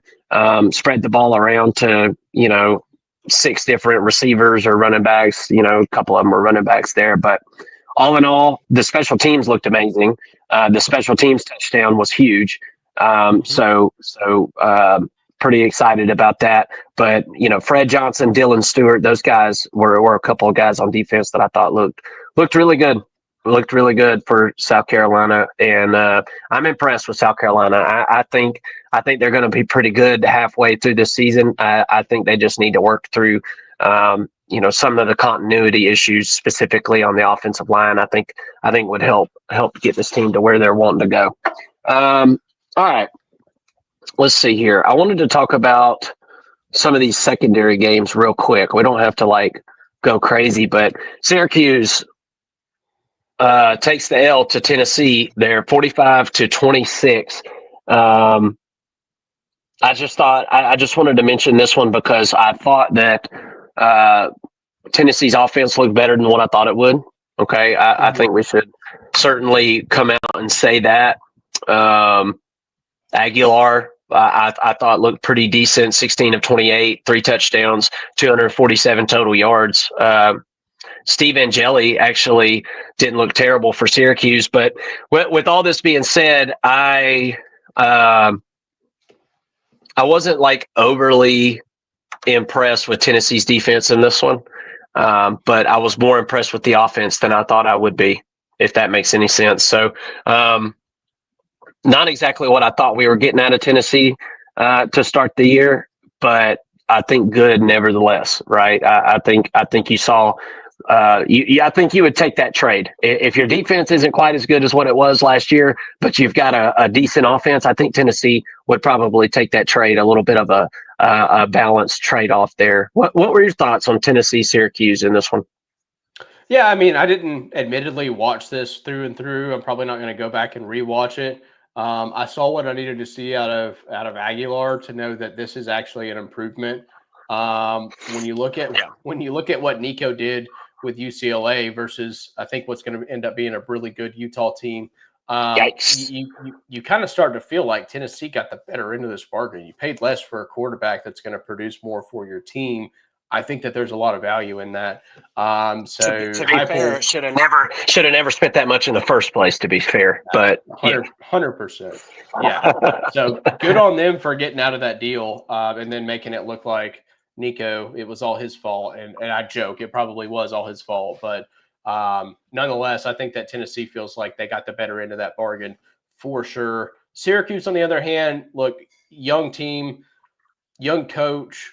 I think that they lost a lot off of last year. I actually thought that they fought pretty well. I mean, the score doesn't indicate how close this was in the third, late third quarter there when Tennessee really started to kind of move away from this. But they showed a lot of fight. They didn't give up in the second half and kind of stayed in there. But yeah, I think Syracuse is going to be fine eventually. This may not be the year for them in the ACC, though. Yeah, I'm specifically, and I agree. We'll kind of put a bow on Syracuse because, I mean, this ain't a big orange channel here, okay? I mean, let's just be real. I don't know any Syracuse fans on the internet, so we'll just put a bow on that and set them to the side. I thought they played better than what everybody thought they would. Like you said, you nailed it. They lost a lot. Okay, so for them to be in this one as late as they were and to have the production they did, I think kudos to Syracuse. I'm concerned about the back end of the Tennessee defense again. Yeah, I'm concerned. 274 yards allowed passing to a team that really seemingly had no answers up until this game as far as who was going to be picking up the offensive production after everybody left. I just not a great showing, I don't think, for the defense. 103 yards rushing for Syracuse, 2.3 yards per rush. So it seems like more of the same from Tennessee's defense. Probably not at quite as good, but still good enough against the run. That front seven still looks pretty good. The back end, I'm concerned. And I'm also concerned that you're allowing Syracuse to possess the ball for 34 minutes of this game. But we all know Tennessee's offense and, how they don't win the possession battle a ton, even though they do run the rock more than what you would think. So for whatever reason, they don't possess the ball typically and win that possession battle. But I digress. Let's see. Let's jump back in time to, I think it was Thursday. This game was Nebraska Cincinnati. I've been wanting to talk about this one. I feel like a lot of people just kind of glazed over this one because it was like the first really good game to watch in week one, and then everybody kind of forgot to talk about it, I feel like, in their reactions. So we'll cover it real quick. But Nebraska ends up winning 20-17 after a late interception, which was, I'll be honest with you, it was a happy moment. I thought. I enjoyed it, that end of that game, because Matt Rule, I like Matt Rule. I think he's a nice guy. I really do. Like, I've listened to his podcast a little bit. I've seen him on other podcasts. He seems like a nice dude. He really does. And he seems like he cares about Nebraska a lot. And as just a college football fan, that's what I want out of my coaches and my players, that not just necessarily for my team, but whatever team you're a part of, have pride in it, right? And love it. And that's what college football is about, right? You're not contract killers, right? These guys they love these places. They go to school there. They live there. You know, it's, and I get that feel from Matt Rule. Like, he's really bought into this. So I was really, really happy for him. But with all that being said, man, it looks like more of the same for Nebraska to me. It looks like more of the same to me, brother. Now, Matt Rule, what he has brought to the table, has the level of play just gone through the roof from last year? It doesn't seem to have yet, but there is this like idea of we can win a close game now, at least. Because I think there for a while, there was like an attitude of like, oh shit, it's close. Something bad's going to happen and we're going to lose this game. You know, that was the personality of the fans, the players, the coaches. That's what it felt like. Now, maybe with this, where the defense is able to go out and actually win you a football game like that, maybe it does change something in the wiring of some of these players, and they start thinking, hey, you know what, we can win some of these close games. You know, it's not always going to be bad luck that, you know, at the end of the game and us lose, you know, at the very last minute. So I think there's something to be said for that, but I don't know, man. It just, the offense still just looks really remarkably similar to what I saw last year. I mean, it just, Hunter looks really good at receiver, but I mean, he only has 65 yards in this game. Dylan Raiola, while he was very efficient, 33 of 42, there not very many chances, man. They don't take many chances at all, pushing the ball down the field. Dylan Raiola, not very good at layering the football, even when they did take some chances down the field. It seems like he throws the ball 90 miles an hour when he doesn't need to. And loops one whenever he needs to fire it in there. I don't know. It doesn't seem like it's like much better than what it was last year so far. Kind of reminds me of Avery Johnson. It's like the same thing with Kansas State. They look just the same as they did last year. Nothing got any better. So I think the defense is really good for Nebraska. I think the offense is just average or just below average, to be honest with you. And final thing I'll say on this game, Dylan Raiola, please stop being a you-know-what rider, okay? I'm trying to keep it PG. Don't be a wiener rider, dude. Stop. 100%. Stop with it. It's getting weird. This shit's getting weird with Dylan Raiola and Patrick Mahomes. And please stop. Right now, it's not too late to just stop this. Let your hair go out. You don't need to walk into the stadium with the same outfit the dude wears and try to look the same with your one thing on your backpack on and your sunglasses. Stop. You haven't done anything, brother. And just be yourself. Just be yourself. You're on national TV every single week. Why are you not want to build your own identity? I don't understand, man. That's so weird to me. Like, I feel like Patrick Mahomes has got to feel weird about it now too. It's just getting weird at this point, man. Dylan Raiola, cut it out, man. Cut it out. Just go be yourself. Do your own thing, dude. You don't. He wears the same number as the dude. It's weird. Do you have anything on this game or that sentiment?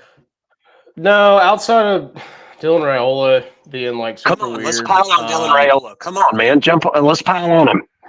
Yeah, it's kind of gay, honestly, what he's doing. I mean, Yeah, I mean it is. It seems super gay, dude. Yeah, it's very weird. We're not 13, right? You're probably 20 years old, 19, 20 years old at this point. Let's grow out of the whole, idolizing, other players and stuff like that. Like you are that guy. Like have your own identity. Yeah. Study him, enjoy him, talk to him on the phone. That's cool. But now, when you look at Dylan Raiola, everybody thinks of Patrick Mahomes, dude. Nobody's no looking different. at Patrick Mahomes and thinking of Dylan Raiola. So why are you returning the favor? What are you doing? You know, it's no different than the baby Gronk sort of deal. This baby Gronk, young tight end. Like it's the exact same to me. What are we? Why are we doing this? I agree. But going back to the football side of things, I think I've seen improvement from Matt Rule in this year. In week one, they kind of picked up where they left off, which to me is saying something because this team lost a pretty good bit on defense, particularly on that defensive front. I thought that they came in and played really well defensively. They were really flying around the football, kept them in the game early. The Nebraska offense was having some sputtering, that first quarter, especially those first few drives. It felt like this was a Nebraska team that was much better than Cincinnati, but was going to find a way to lose the game, especially late. I mean, you only win by 3 points. To me, that was the difference in Nebraska this year versus Nebraska last year, was they would have found a way to lose that game, 100%. We always talk about, first you lose by a lot, then you lose by a little, then you win by a lot, or by a little, and then you win by a lot. Nebraska won by a little, and I think that this could be that sort of turning point for the Nebraska football team. But I also agree that I haven't seen enough out of Dylan Raiola to think that this is a future first-round pick. No. Like, not at all. No. Can he take a step forward this year? I think he can. We were – and let's not forget, week one of last year, we weren't talking about Sellers as a Heisman hopeful. We were talking about Sellers as somebody who still is trying to figure this stuff out, and he's facing Old Dominion last year. And he progressed as the season went on, and you really saw that around the midpoint of the season. Same thing can happen with a kid like Raiola, who has the tools. He does have a really big arm. He seems to really understand the sport and understand his position extremely well, kind of a real film rat and things like that, doing everything right. Just got to see it come to fruition on the field. Just got to see if he can make those passes and show that touch that he should have, because the command's there, the swagger, I guess, is there, whatever. But still looking a little bit limited there for the most part in this offense. Yeah, I agree. All right, let's kind of blow through the rest of these real quick, and we'll just kind of mention some of those scores and move it along if we don't have anything. But I did want to kind of commentate a little bit on Georgia Tech getting the 27-20 win over Colorado. Huge. Yes, it was huge for Tech. But Colorado should have won this game. If they were worth the shit, they should have won this game, because Georgia Tech just handed it to them in the first half. Specifically, I think the first quarter, Georgia Tech turned the ball over 3 times, and Colorado's just not able to really do anything with it. Haynes King is one of those guys that, hey, once he gets on a roll, man, he just, it seems like he always just gets one more yard than what he needed to get the next first down. And he's just pesky and a tough competitor. And he looks like he's being held hostage out there, is what we were talking about this weekend. He's got the weirdest demeanor I've ever seen on the football field. Like he's hurt, or somebody's got a gun to his head saying, "Run it again," or something. But it's productive. It works. and Georgia Tech's able to get the win here, I do think that Colorado sucks. I'm not going to lie, though. I don't think they're very good. Dion has got a very hands-off approach with this team right now. And I'm going to tell you something. If the cat's away, the mice are at play. And there's head coaches for a reason. He's not going to be able to sit back with his hands like this. Look, his sons ain't there no more. I wonder where his interest is. There's been lots of distractions this offseason. I don't know, man. I don't think it's going to be a good Colorado team. The fact that Georgia Tech was able to win this game, kudos to Tech on that. I don't think they're a bad ball team, but at the same time, this is a team that was 7-6 last year and lost a bunch of players off that team. That they're not world beaters. I doubt they're winning the ACC, even though they may make the ACC championship game. It's possible. I've seen crazier things happen, but I don't know. I don't think either one of these teams is real great as far as looking around the landscape of college football. I don't think we have to worry about either one of those two being much of a contender for the playoffs. I don't think. You got anything on that one before we move on? No, I mean, I thought that, Georgia Tech showed a little bit more experience, in particular on the offensive side of the football. You still got Jamal Hayes at running back. He looks extremely effective. I thought the offensive line played really well. And then Haynes King, just very gritty. They turned the ball over on their first 3 possessions, and you're thinking, holy cow, Colorado's gonna be able to win this one. It's at Colorado. I was just really impressed that they were able to kind of fight their way back into that football game and come back and win it by 7. Kudos to the defense for being able to hold. I think everybody looks at Georgia Tech and they look at the offense and their ability to run the football. And I look at Buster Faulkner as I think he's one of the best up and coming OCs in the game.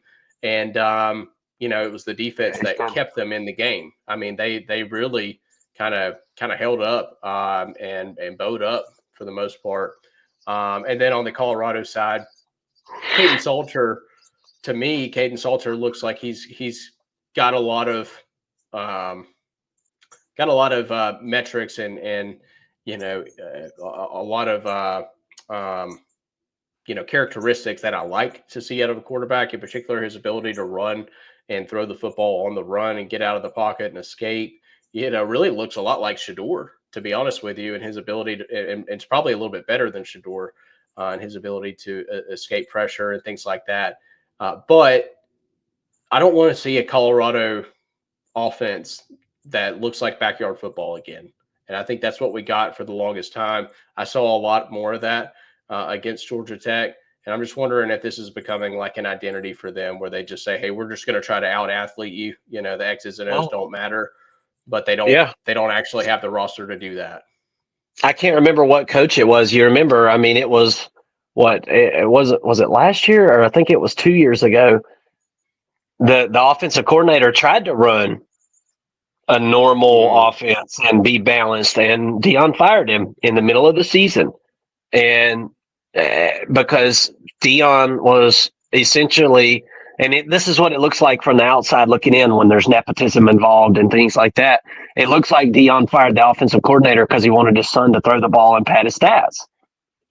Mm-hmm. I don't have any other way to look at it differently from the outside looking in. That's the only thing that because whenever they fired the offensive coordinator, I believe they were 5-1 at the time in Dion's first year. They fired the offensive coordinator. Guess what? They win one more game the whole rest of the year. Or no, it was no games the rest of the year, I think. So anyway, it's they don't want to run a normal offense. They want to run this bullshit, and it attracts a certain type of player. Some of them are talented. You got Juju Lewis, waiting in the wings, and I think eventually we're going to see him play some this year. But anyway, I digress. I don't think Colorado's going to be very good.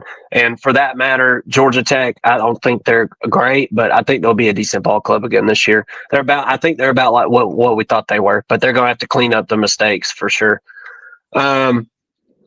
All right, some of the other scores that caught my eye and just teams that are, what we consider to be in the playoff hunt at this point. Penn State 46-11 over Nevada. Penn State's going to be really good, and we'll have other times to talk about them. But I think Penn State's going to be pretty doggone good. Lots of talent back. Drew Aller back.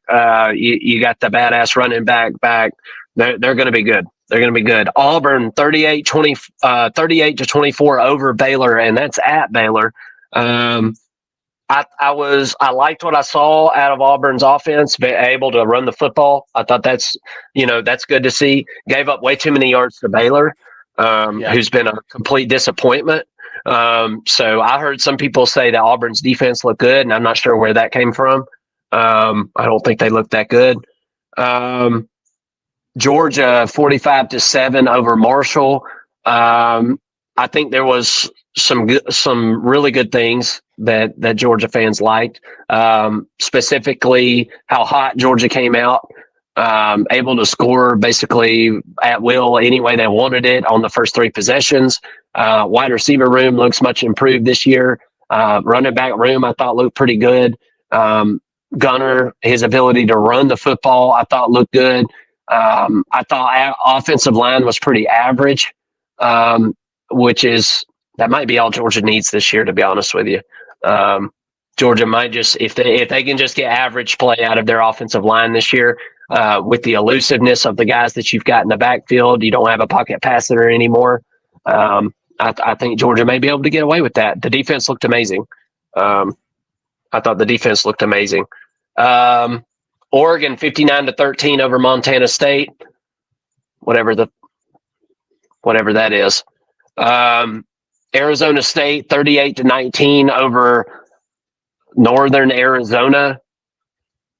Their little logo, it says NAU. It looks like some kind of credit union logo or something.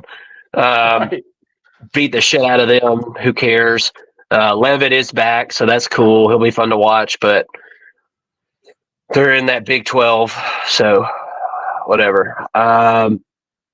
Michigan 34-17 over New Mexico. Bryce Underwood did his thing, 21 of 31, 251 yards, so that was exciting for some. Kansas State almost gets beat by North Dakota 38-35. Kansas State they must be supremely jet lagged after playing in Ireland. Ireland is where you don't want to start your season, people. Just letting you know, because every team that ever goes there and loses, it's like 6 weeks before they look normal again. So let that be a lesson to all of you. Don't go to Ireland and play your first game of the year, because if you lose, your season's over.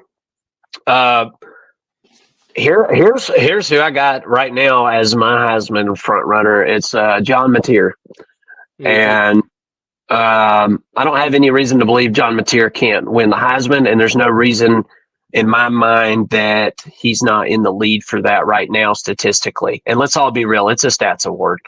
So, and Oklahoma's going to play big enough games to where if he pads his stats all year long and then plays decent and wins big games, he should be able to win the Heisman. I thought Oklahoma's kind of scary right now, man. I'll be honest with you. Because if you combine what I think is going to be a much improved offense with what the defense they had last year, that's pretty scary. Pretty scary for better on defense, actually, and that just furthers your point. Yeah. And I because here's the deal. If they would have had an average offense last year, they probably win 10 games, 9 or 10, and they're in a playoff discussion. I think this offense will be better than average. So there's no reason to believe that Oklahoma, if the chips fall in the right order, that they're knocking on the door of a playoff berth this season. All right, real quick. Last ones. Indiana 27-14 over Old Dominion. That's kind of embarrassing a little bit. Ole Miss kicks Georgia State's ass. Texas Tech 67-7. Holy smoke. Scored 47 points in the first half there. Yikes. Wow, that's crazy. That reminds me, you remember a couple years ago when Oregon beat Portland State like 100 bajillion to nothing, and Oh, yeah. that one guy got half his ear ripped off. You remember that? Yeah. Uh, Yeah. that reminds me of one of those beat downs. You know, you got your ass kicked in football if you got your ear ripped off. And they got de-eared. All right, I think that's about it. We touched on most of them. There's a few other. Oh, Iowa scored 34 points. I wish they need to hold on to some of those points. Did I miss any? No, not that I can tell. I mean, we touched on the main ones. So Here and there. All right, guys. So here's what we're gonna do. Y'all give us a like, shoot us a comment, let us know what did you think about week one, and like the video. That helps a ton. We need all the help that we can get. We're shaking our metaphorical cup. Please fill it up with likes. Thank you, and thank you for watching the First and Long College Football Show. We've got top 25 coming at you right now, guys. So we're gonna go through that. And we'll close out the show with that, and just maybe we'll kind of look ahead to what we'll be previewing. But I just wanted to let you guys know our schedule this year. So Sundays, we're going to be doing our reaction shows. Predictions will be done on Tuesdays. Okay. And those will be cut up and released, Wednesday, Thursday, things like that. But the live show will be on Tuesday for the predictions. And then, of course, we've got our Between the Lines betting show every single Thursday, and we will continue that tradition this season. We're thinking of adding in some new segments to the show. Y'all let me know. Y'all are the ones that watch the show. Y'all are the ones that, enjoy hanging out with us, talking college football. Let me know what segment do we need to add to the show. We had thrown a couple ideas around. Y'all let me know in the comment section. I'd love to hear from you. Let's jump into the top 25. Let's throw that sucker on the board, and we'll start 25 through 11. We're not gonna go team by team here, guys, and talk about this. But just kind of looking at some of the rankings, you got South Carolina there at the 11 spot. I think that's a decent spot for them. If their offense would have looked better, I would have argued that they needed to be farther up there, but with the way that the offense kind of sputtered and getting the help from the special teams touchdown, which is a good thing. You want help from the special teams, but I think that kind of hindered them, in my eyes, from being able to slide on up into the top 10, which is where I think they'll probably end up as the season goes on. Oklahoma at 16. Watch out for Oklahoma. Auburn at 25. I think Auburn is going to be able to work their way on up the board throughout the season. I think they'll be lingering around the top 25. Hugh Freeze better hope so. Tennessee looked a little better than what we thought, but all in all, what you got any comments on these? Alabama slides to 23, and I think that's the perfect spot for them. So I said really anywhere between 20 and 25. I think you could argue Alabama not being in the top 25. I would listen to the argument. I don't know that that's necessarily correct, but I would listen to the argument. I think there's an argument that could be made. Is Utah real? No one will know. I can't bet on them. I'm scared to death. What are your thoughts? Yeah, I think Auburn's probably a little bit high. I definitely think that we want to kind of give them their flowers after a pretty big win over Baylor, but we like what we saw out of the Auburn Tigers, so they do get sort of that last slot there. Utah, huge win over UCLA. I don't know what UCLA is going to be with Nico at quarterback. He looked absolutely out of it. But Utah looked really solid. I thought that their new quarterback that transferred in had a really good game. So I think the surprising one here for a lot of people is going to be Alabama going all the way down to 23. But Florida State was not a ranked team. This was a team that won 2 games last year. I think that Florida State beat Alabama handedly enough to warrant moving them outside of the top 20 and really outside of playoff contention at this point in the season. Outside of that, you did see Texas A&M kind of struggle with UTSA to kind of put them away. That's a pretty decent little football program, but I think that Texas A&M is going to be in the hunt for the playoffs throughout most of the season. Big game coming up in week 3 up against Notre Dame, so we'll have to kind of wait and see on Texas A&M until then, really what they can be. But outside of that, I mean, Florida State moving all the way up to 13, kind of opposite of Alabama for the opposite reasons. I think that we can move Florida State to the top 15 and feel warranted in doing so. So that's what we did.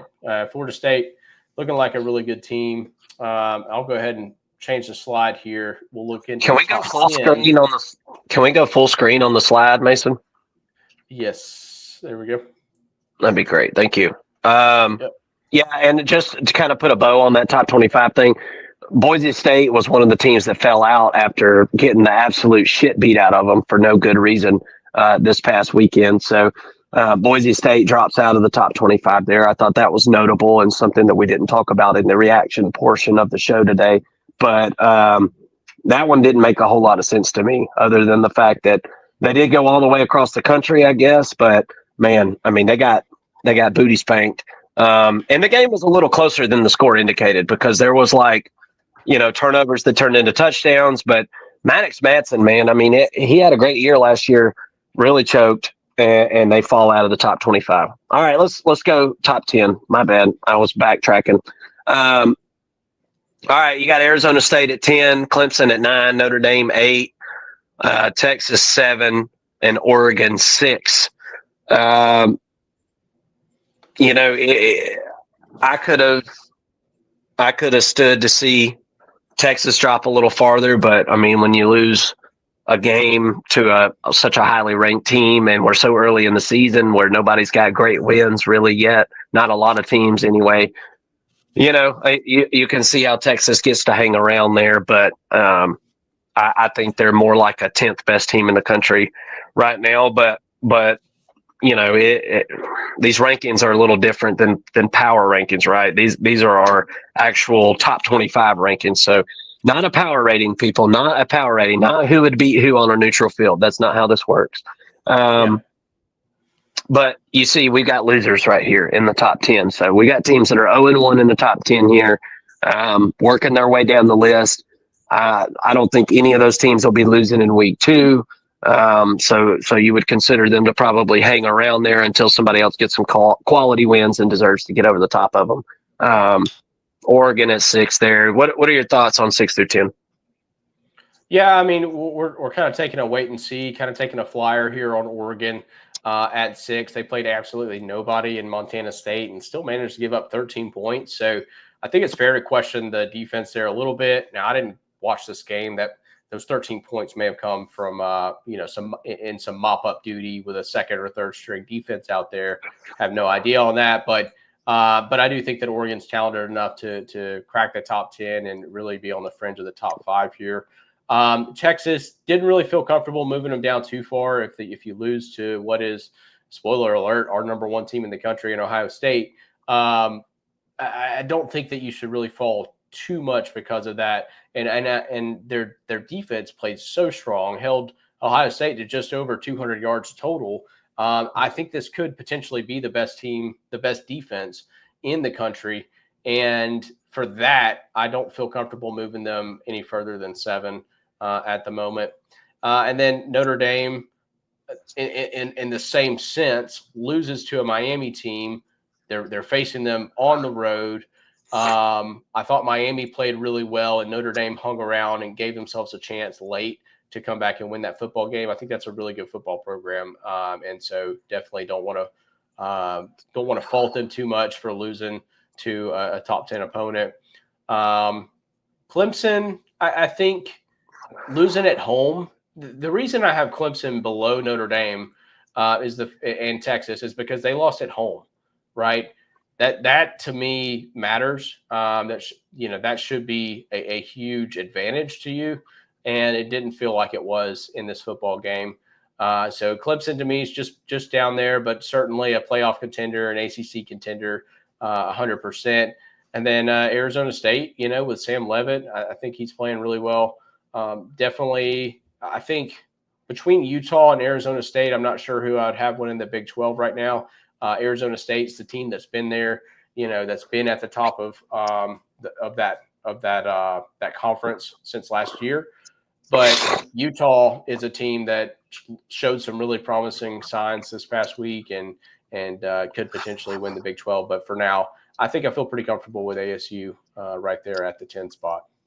Yeah, I think it'll be ASU, Iowa State, right? Those are going to be a couple of the Big 12 contenders, I think. And then you got BYU, who I think is going to be pretty good. BYU ran the ball. We didn't talk about them. Were they in our top 25, Mason? I missed. I don't think they were. They ran the ball for over 400 yards this past weekend. So I don't. I know they didn't play anybody, but it's really, really hard to run the ball for 400 yards on someone. I don't really care who you're playing. That's hard to do. And I think BYU will be a contender in the Big 12 as well this season. So I think those are I think Kansas State was a lot of people's pick. And I think you can kind of back them. They're probably the 4th or 5th best team in the Big 12 right now. But anyway, I digress. 1 through 5, let's do it. Ohio State, LSU, Penn State, Georgia, and Miami. That is your top 5 as of now. Maybe you can argue Miami, at the number 3 spot, possibly. I could see somebody arguing that. But other than that, I don't think there's a ton of argument here. There's been some discussion from some about LSU being number 1 ranked going into this, and you could have a reasonable debate as far as that goes, but Ohio State just won the national championship, and then they turn around and get what everybody considered to be, a top 5 team. There's nobody that didn't consider Texas to be a top 5 team a week ago. So that's huge. They deserve to be number 1. They really do. They're over LSU for sure, in my opinion. Texas is better than Clemson, I think. And so with that being said, I think LSU needs to be at the number 2 spot, considering the win that they got, which was a good one, but not quite as good as Ohio State's, in my opinion. Watch out for Penn State this year, guys. I think Penn State's for real. They had them a team come back, and they were good last year. So I with Drew Aller with a year more of experience and another off season and spring under his belt, and a lot of returning talent, I suspect that Penn State's going to be pretty doggone good and will be a contender.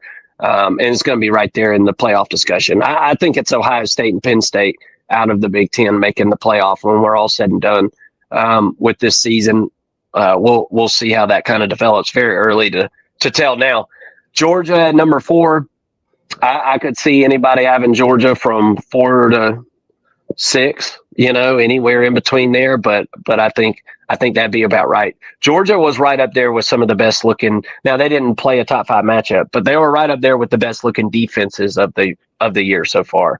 I think you could watch and really see that Georgia's going to have another really, really good defense this season. Hey, water wet, fire hot, Georgia defense good. These are ways of the world since Kirby Smart has been the coach there at Georgia. So I think it's a reload on defense, and I think Georgia looks improved on offense as well. So watch out. With everything we saw this weekend, all 5 of these teams on this page right now are national championship contenders. Maybe not in this order, but exactly, when it's all said and done. But I think all 5 of these teams are going to be teams that we're going to be talking about coming out of Thanksgiving week, headed closer and closer to that college football playoff. Yeah, 100%. I think you really have to look at Miami now as a true contender, mainly because of what they did along the lines of scrimmage. Everybody's going to look at Carson Beck, and is he a Heisman contender? Is he going to be a first-round quarterback? All that's important, and all that could happen. But if Miami's going to win a national championship, it's going to be because behind this veteran offensive line, right? And it's going to be because there are multiple on the defensive line up front. I don't really see it being any other way. They seem physical enough to be able to run the football, especially, again, if the offensive line does their thing. But to me, the reason Miami's in the top 5, yes, they got a big win over Notre Dame, but they did it physically. They did it. They brought the physicality to a Notre Dame team that prides themselves on being physical. And to me, that shows a little bit of a transition in the program. And Mario Cristobal certainly is taking a step in the right direction this year. I 100% believe that Miami should be looked at a little bit more seriously moving forward, which they will. And you're completely right about Georgia. I mean, they're obviously going to be a perennial contender, but in this game against Marshall that they played, there were probably 30, 35 players on defense that got to play in this football game, and there was very little drop off throughout the entirety of the game. The guys that we had been hearing about all season long showed up and showed out. They had some freshmen come in there that looked like absolute freaks. Running back room looks absolutely solid. The offensive line played pretty well. Georgia is a team that is definitely looking like a national championship contender, which I think a lot of the talking heads had somewhat written them off, kind of kept them on the back burner. And we were looking at teams like Clemson and Texas as, potential national champions. Well, Georgia, I don't think is going anywhere. And and it'll be week 3, I think, before they face anyone, but they'll face Tennessee in week 3. And I think that's when the rest of the national college football landscape will be put on notice about Georgia. Penn State, in a similar way, they don't really play anybody all year. You kind of look at their schedule, and obviously they're going to have to face Ohio State, but outside of that, I mean, you've got Oregon and potentially Indiana being pretty tough.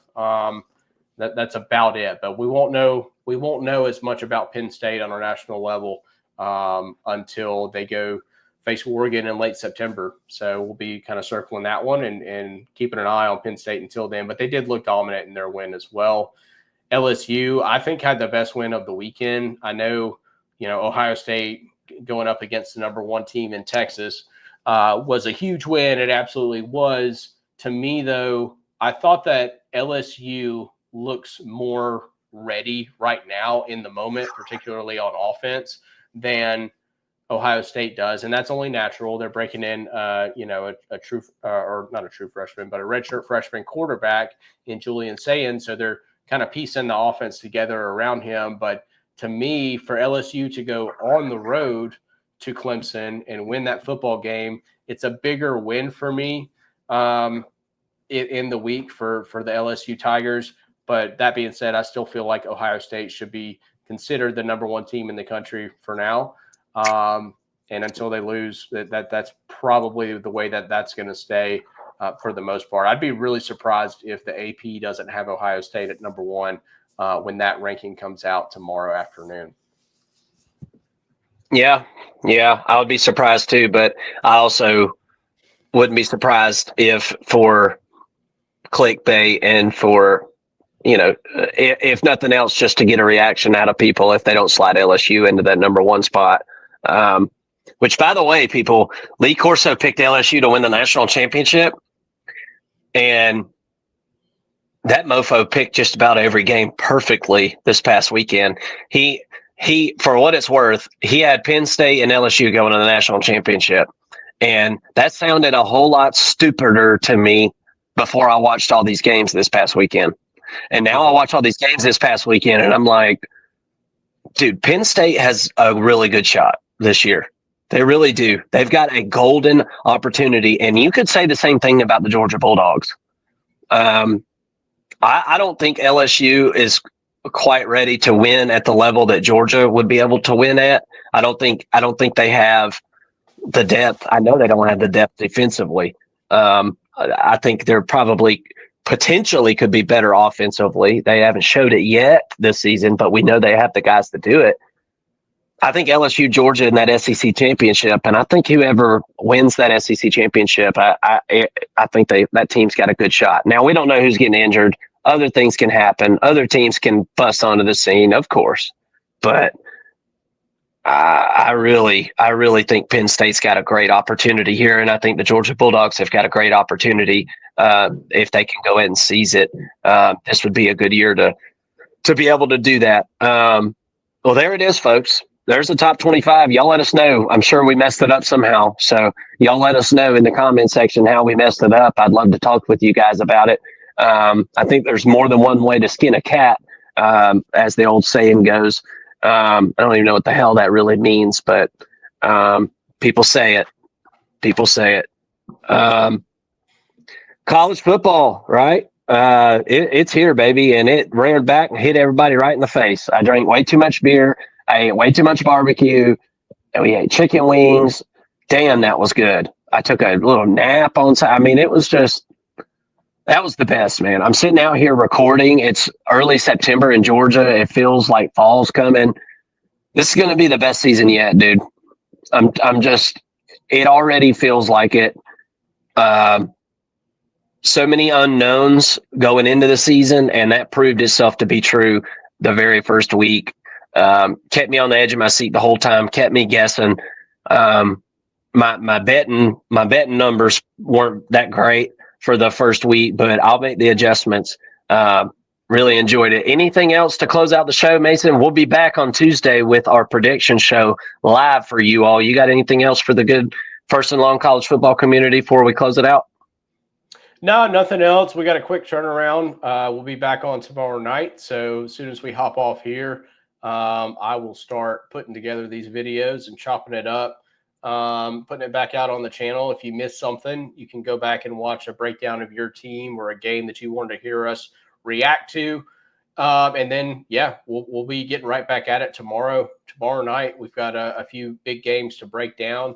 So come and join us.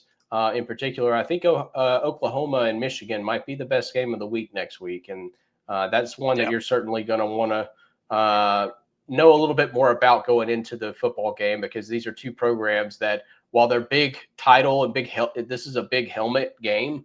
I think that these are two programs that we may, as college football fans, have put on the back burner if you're not a fan of either of those programs, towards the end of last season or in the middle of last season.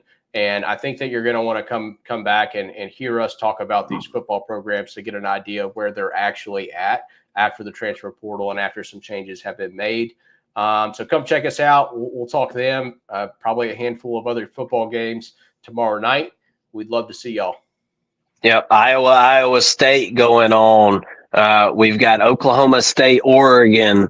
We've got the Michigan and Oklahoma game. So we've got several to talk about, and that's not to mention we may even be talking about Florida and South Florida this week after a big South Florida win last week. So that will be one to probably take a look at as well. Thank y'all so much for tuning in. I appreciate y'all coming and hanging out with us. It's been a lot of fun. What a fun weekend. I'm blessed to be able to come jump on the mic and talk to you guys. I appreciate y'all watching. Hit that like button real quick. Y'all get out of here. We'll see you again Tuesday.